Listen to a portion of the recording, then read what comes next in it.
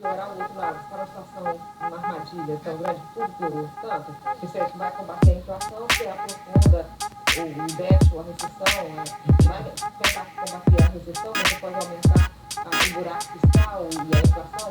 É um evento, por exemplo, coisa que pode ser feita que levaria ao que você disse, que é essa mudança de confiança. Não, o Brasil claramente precisa fazer um ajuste fiscal. Que ajuste é esse? Que ajuste é esse? É aumentar a CPMF? Não, você pode aumentar a CPMF todo ano, por 5 anos, provavelmente não resolve o problema.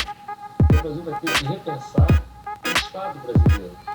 É isso. Então é quase como se fosse uma empresa, eles têm que olhar cada item do orçamento e justificar cada um.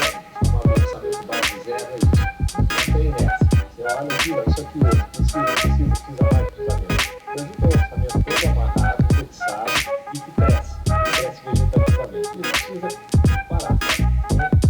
É um projeto que engloba reforma da Previdência, desvinculações, a meu ver, deveriam acabar com todas as vinculações, indexações que deveriam ser repensadas. Esse projeto. A indexação de salário mínimo é um excelente exemplo. Os melhores economistas têm falado muito sobre isso, Fábio Viagem vive falando. Esse é um modelo não só ruinoso,